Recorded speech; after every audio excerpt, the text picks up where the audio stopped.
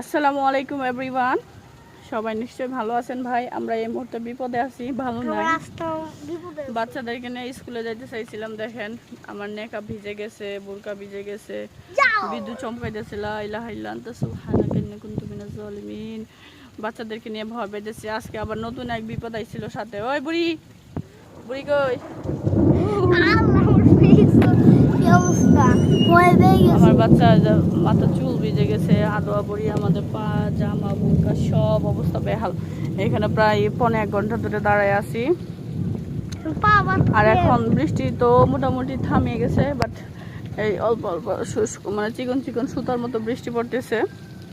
তার ভিতরে হচ্ছে ঠান্ডার শব্দ তো শুনতেছেন। তো বাচ্চারা তো ভীষণই ভয় পাচ্ছে, সাথে আমিও। তো এখানে একটা গেটের মতো একটা জায়গা, এখানে আমরা দাঁড়ায় আছি অনেকক্ষণ ধরে। তো কি বলবো আসলে গাইস, অনেক ভয় পাচ্ছিলাম।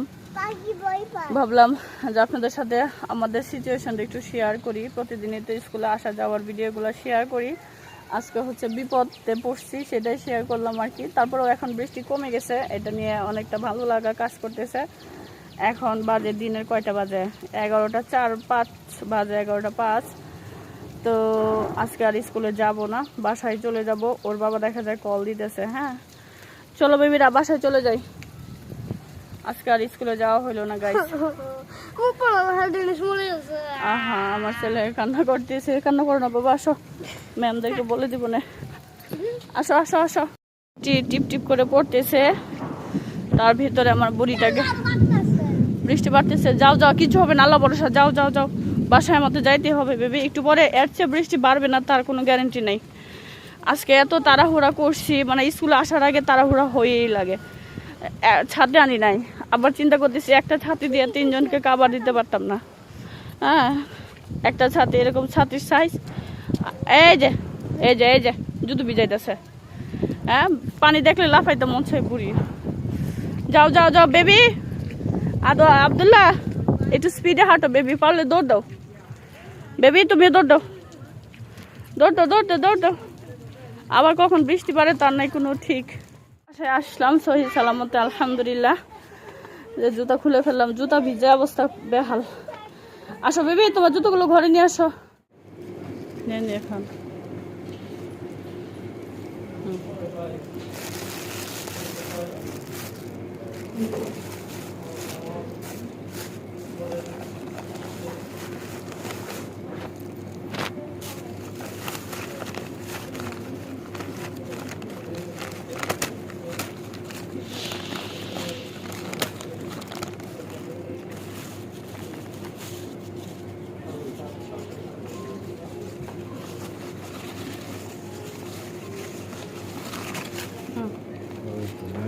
কত বড় বড় চিকেন আমি দেখছেন না?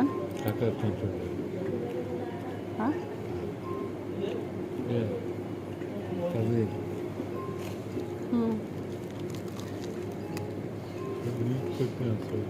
পঞ্চাশ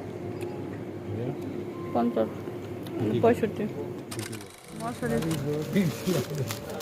দেখছাস আমার রুচি কত ভালো, এখনো তো আছে।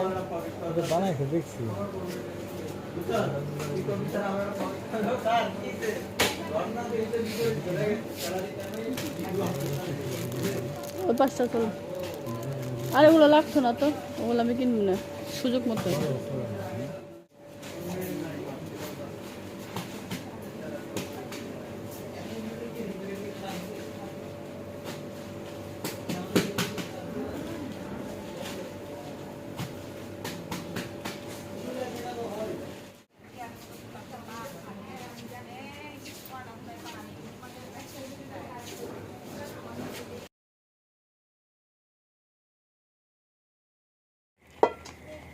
তো ভিউয়ার্স, এখানে হচ্ছে আমার ধারণা হচ্ছে যে তালের রসটা আর চিনিটা যখন অ্যাড করছে, ডোটার যে ঘনত্বটা সেটা পাতলা হয়ে গেছে, সেজন্য এখানে আরও একটু আটা অ্যাড করা হচ্ছে।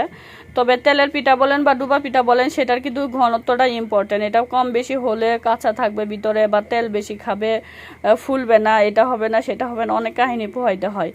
তো এই কাজটা যেখানে আম্মা করতেছে আলতো হাতে খুব সুন্দর করে, একদম নাকও মানে একদম ডুবু ডুবু হয়ে গেছে, বিশাল বড়। তো এটা আম্মা ভালো করে করবে, আরও করে আর কি। একটু সময় নিয়ে করতে হবে। কি বলবা?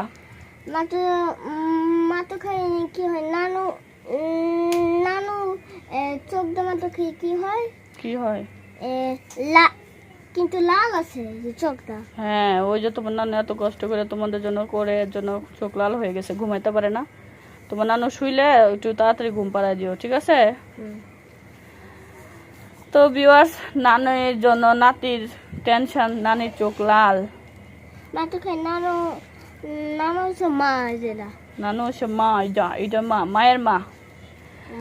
দেখো তো নানুর কাছ থেকে কাজগুলো শিখা নেও।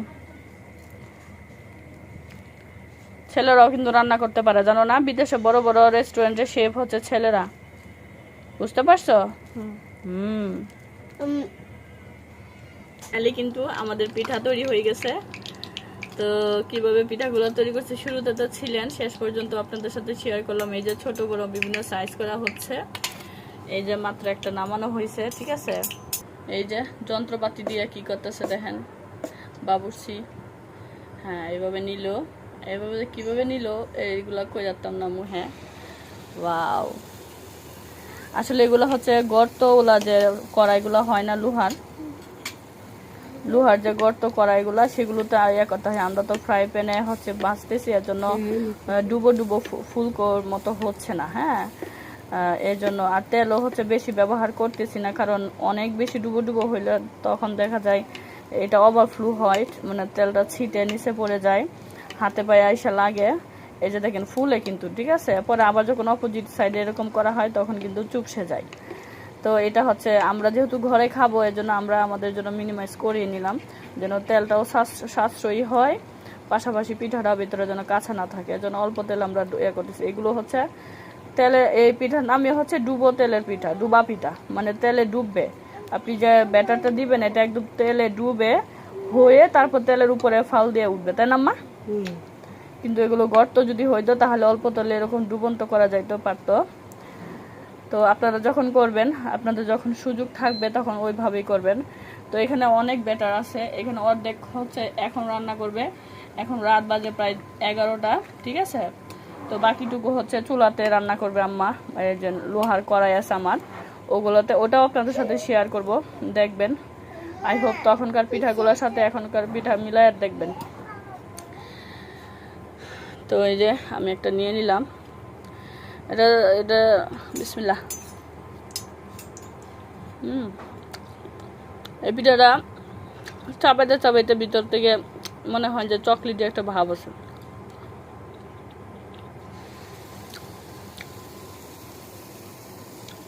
খুব সুন্দর এরোম আছে, দালচিনি, তারপরে ফ্লাওয়ার, রাইস, সব কিছু মিলে যে একটা সুন্দর গ্রান বের হয়েছে, একটা দুর্দান্ত।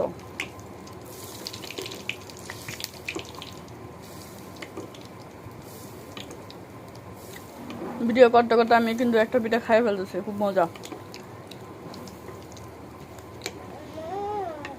বলবি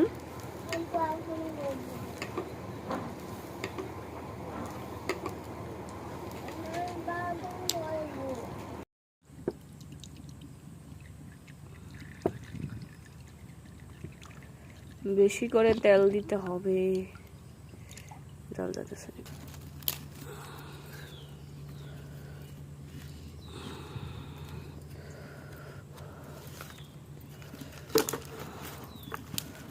লাকড়ির চুলায় পিঠা তৈরি করতেছি গাইস।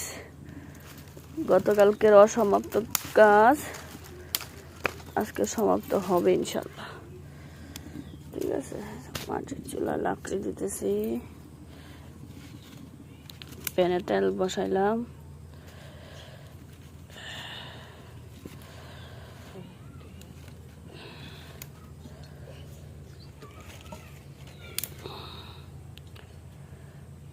আগুন গেল নিব্বা।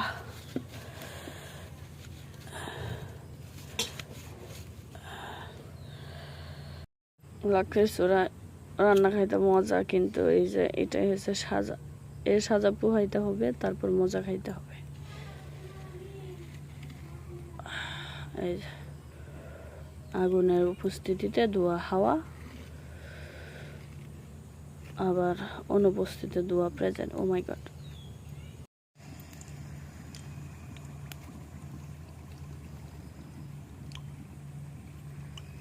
ডুবন্ত তেলে ডুবে গেছে ডুবা পিঠা, এখন হওয়ার পরে ফুলে ভেসে উঠবে। এই হচ্ছে ডুবা পিঠার বিশেষত্ব। মাটির কড়াই অনেক কষ্ট করে খুঁজা টুজা বাইর করছি। কই যে লুকায় রাখছিল মুইর মা, খুঁজাই পাই না, মনে নেই। পুরা ঘর অর্ধেক খুঁজা শেষ, তারপরে পাইছে। খুব সুন্দর বুদবুদ উঠতেছে গাইস।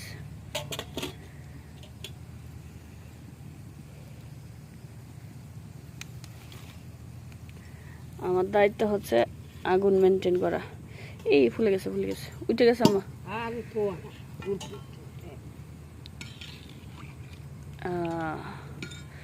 মাশাআল্লাহ, আমার শুক্রাল ভালো আছে। হ্যাঁ, আমার আম্মার ধারণা সবার চোখের সামনে এই তেলের পিঠা ভালো হয় না। ওকে, মানে হইলেও ভিতরে কাঁচা থাকে।